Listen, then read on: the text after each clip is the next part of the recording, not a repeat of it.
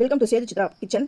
இந்த கோஸ் வறுவல் வந்து அப்படியே நான்வெஜ் டேஸ்ட்டில் எப்படி பண்ணுறது அப்படின்றத தான் நான் இதை சொல்லியிருக்கேன். அப்படியே அந்த போட்டி சாப்பிட்ற ஃபீல் இருக்கும். அது எப்படின்னு பாருங்கள். இந்த வீடியோவை ஸ்கிப் பண்ணாமல் பாருங்கள். இதுக்கு வந்து ஒரு கைப்பிடி அளவு நான் கடலை பருப்பு எடுத்துருக்கேன். அதை வாஷ் பண்ணிவிட்டு இது ஒரு ½ hour அப்படியே ஊற போட்டு விடணும்.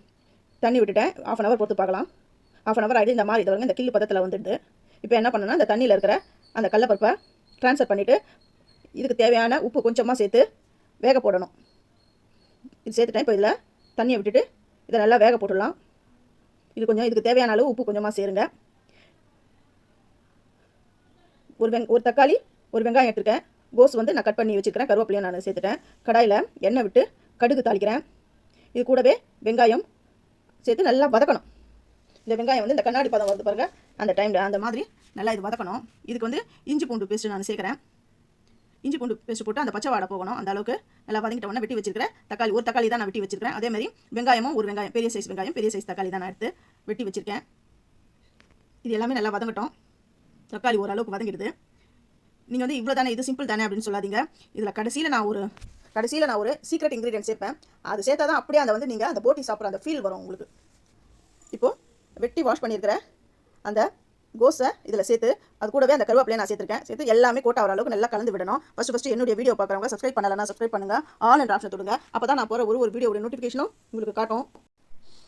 இப்போ மஞ்சப்பொடி நான் சேர்க்குறேன். இது கூடவே குழம்பு மிளகாய் தூளும் இந்த காரத்துக்கு ஏற்ற மாதிரி நான் சேர்க்குறேன். உங்களுக்கு எப்படி காரமோ அதுக்கேற்ற மாதிரி சேர்த்துக்கோங்க. நான் 1 ஸ்பூன் தான் 1.25 ஸ்பூன் நான் சேர்க்குறேன். இது எல்லாமே சேர்ந்து வரணும். இப்போ உப்பு வந்து பார்த்து போட்டுக்கோங்க. எல்லாம் நல்லா சேர்ந்து வரட்டும். இதில் தண்ணியெலாம் விடக்கூடாது. ஏன்னா முட்டைக்கோஸில் வந்து ஏற்கனவே ஈரப்பதம் இருக்கும். அதுவே போதும். ஆனால் நல்லா வதங்கணும்.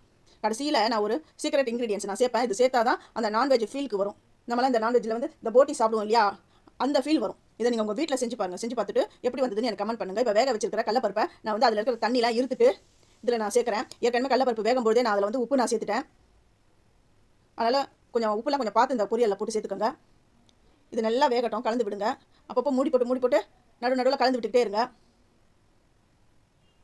அவ்வளோ டேஸ்ட்டாக இருக்கும். இது எல்லாருக்குமே பிடிக்கும். இது நீங்கள் சாப்பிட்டீங்கன்னா இது வந்து நான்வெஜ் தான் அப்படின்னு நினைப்பீங்க. அந்த அளவுக்கு அவ்வளோ நல்லாயிருக்கும். நம்ம எவ்வளோ போட்டால் இந்த வதங்க எப்படி சுருங்கி வந்துடுது பாருங்கள். இப்போ என்ன பண்ணால் ஒரு மிக்ஸி ஜார் எடுத்துகிட்டு நான் ஒரு 10 பல் பூண்டு சேர்த்துக்கிறேன். 1 ஸ்பூன் வந்து சோம்பு சேர்த்துட்டு இதெல்லாம் தண்ணியெலாம் விடக்கூடாது. அப்படியே குறைன்னு அரைச்சி எடுத்துகிட்டு வந்துட்டு அந்த பொரியல் மேலே சேர்த்துட்டு நல்லா கலந்து விடணும். நல்லா கலந்து விட்டுட்டு அப்புறம் கொத்தமல்லி கருவேப்பிலை போட்டு நீங்கள் இறக்கிடுங்க. அவ்வளோ சூப்பராக இருக்கும். இது ரசம், சாம்பார் சாதம், கீரை கடைகளுக்குலாம் அவ்வளோ சூப்பராக இருக்கும். இதை உங்கள் வீட்டில் நீங்கள் செஞ்சு பாருங்கள். உங்கள் ஃப்ரெண்ட்ஸுக்கும் நீங்கள் ஷேர் பண்ணுங்கள், லைக் பண்ணுங்கள். தேங்க்யூ.